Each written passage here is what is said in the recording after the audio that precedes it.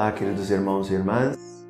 Segunda-feira da 7ª semana da Páscoa, semana da Ascensão do Senhor.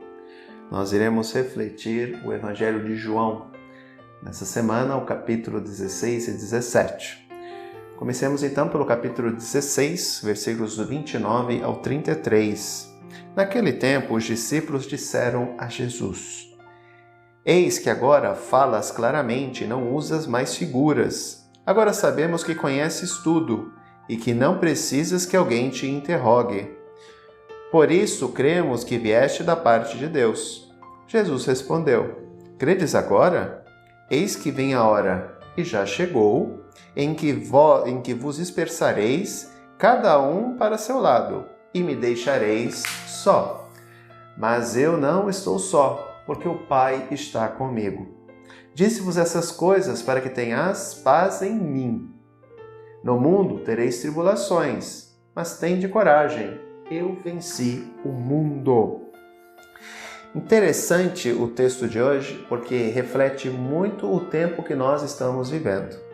Diante desta pandemia, diante desta guerra contra um vírus chamado coronavírus. O texto fala, os discípulos se referem, falam a Jesus que agora ele fala claramente. Óbvio que ele fala claramente. Ele está para caminhar para o Calvário. São as últimas palavras dele. Então ele tem que falar claramente aos discípulos.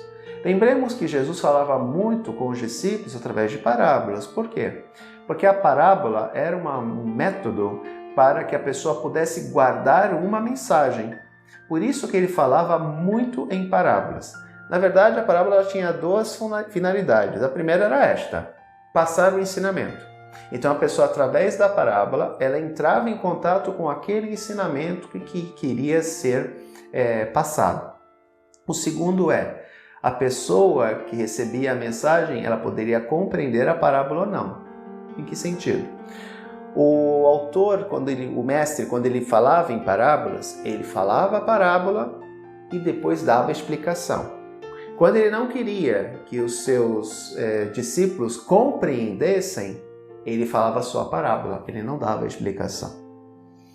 Então, Jesus, quando ele falava com as autoridades religiosas de Jerusalém, geralmente ele usava parábolas, mas não dava explicação, ele dava depois aos seus discípulos. Aqui ele não tem mais necessidade de parábolas, ele fala claramente. Por quê? Porque são os últimos momentos dele com os discípulos. Tanto que ele fala, credes agora?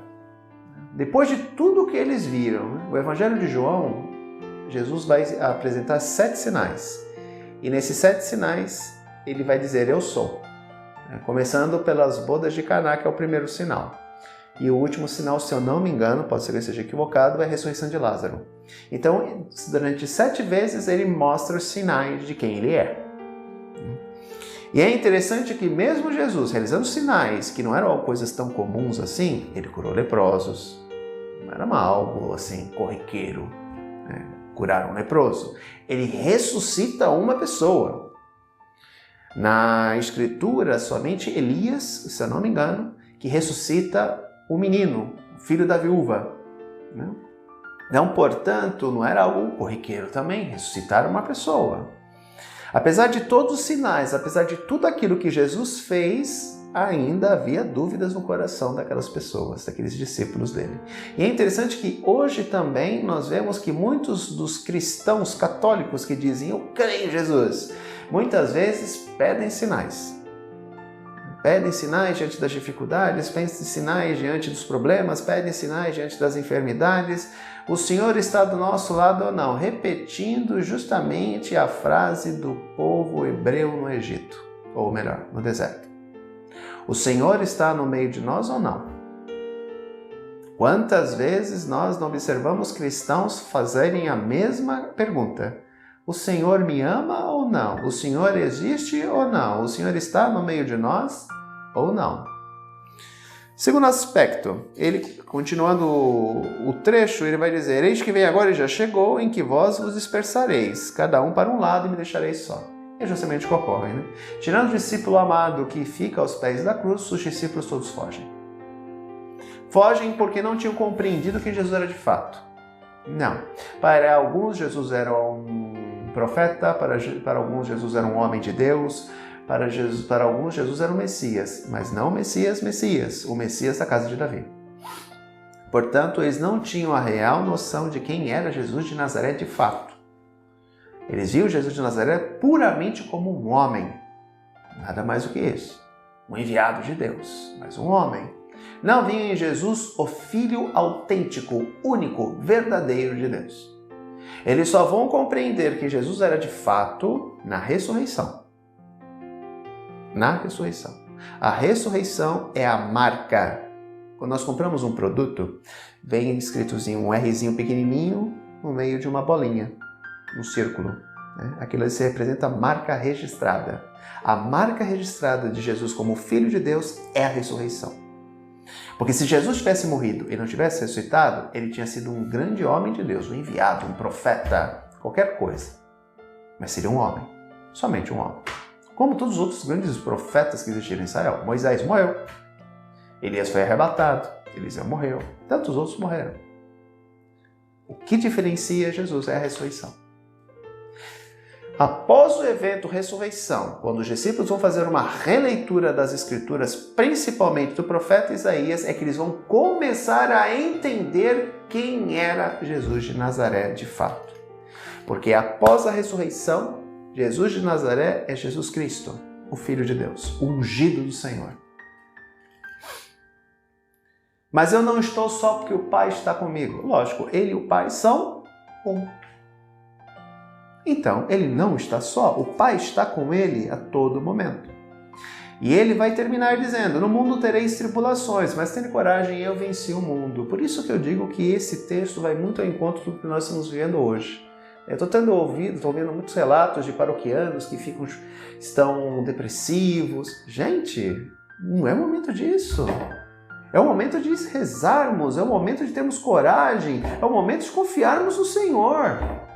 Ah, mas está muito triste. Sem dúvida nenhuma, vocês acham que eu estou feliz também com essa situação? Não. Mas onde está a fé de vocês? Onde está a crença nesse Jesus Cristo que venceu a morte? Lógico, ficar em casa trancado é algo saudável para nós, seres humanos? Não, não é. Porque nós somos seres sociais, como define Thomas Hobbes, filósofo. Nós somos seres que precisamos de interação. Aí a questão mais importante. Hoje temos diversos veículos de comunicação, mídias sociais, Facebook, WhatsApp, telefone. Vamos ligar uns para os outros. Vamos fazer videochamadas uns para os outros. Vamos ocupar a nossa mente. Vamos ler um livro. Vamos colocar nos canais católicos. Porque a gente olha só no noticiário, só tem porcaria na TV. Realmente, se nós ficarmos olhando tudo aquilo que tem no noticiário, a gente fica depressivo mesmo. Mas não é momento de nós nos entregarmos à tristeza, à melancolia, à depressão. É o momento de nós confiarmos em Deus, de que isso irá passar. De que é algo momentâneo. Está se durando mais do que esperado? Sim, e provavelmente vai durar até o final do ano. Mas a questão é não nos deixar levar por isso. Temos que ter confiança em Deus. Que tipo de cristãos nós somos se nós não confiamos em Deus? De que Ele irá resolver essa situação? Portanto, nós temos que tomar duas posturas. A primeira, ser homens e mulheres de fé. Rezar. Participar. Nós aqui na comunidade estamos tentando fazer o máximo de atividades que conseguimos fazer, respeitando todas as questões de deslocamento e outras mais, para que vocês possam ter uma vida de oração através da página da paróquia no Facebook ou no YouTube. Estamos buscando alternativas, porque nós estamos aprendendo com tudo isso também. Nenhum de nós estava preparado para viver o que nós estamos vivendo. Então, aos poucos, nós estamos nos adaptando. Novenas, a palavra, a partilha da palavra, as celebrações transmitidas. Portanto, tudo isso nós estamos nos adequando. Então, nós temos que ter a compreensão de que precisamos manter a nossa cabeça ativa.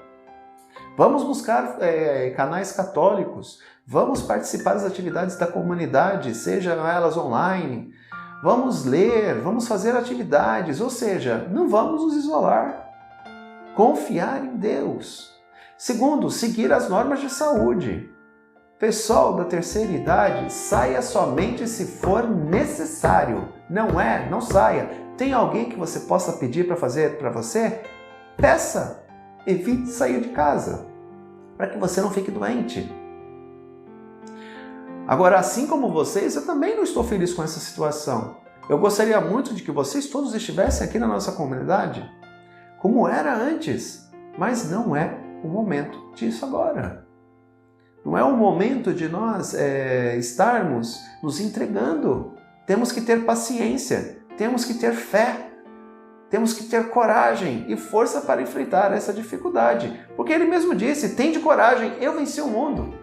Ora, se ele venceu o mundo, nós não seremos capazes de vencer um vírus? Sim, seremos. Só que para isso, nós temos que abrir mão de algumas coisas. Porque não somos tão mais fortes do que o vírus. Por isso, queridos irmãos e irmãs, sem desânimo, sem tristeza, sem melancolia. Ah, padre, não está fácil. Concordo, não está não. Não está fácil para vocês, não está fácil para mim. Sabe o que eu busco fazer? Manter a cabeça ativa. Ler, rezar. É isso que nós temos que fazer. Portanto, que essa palavra penetre realmente no seu coração, na sua vida. Crie coragem, meu irmão, minha irmã. Ele venceu o mundo. Ele está no meio de nós. Um grande abraço, até amanhã, que Deus te abençoe.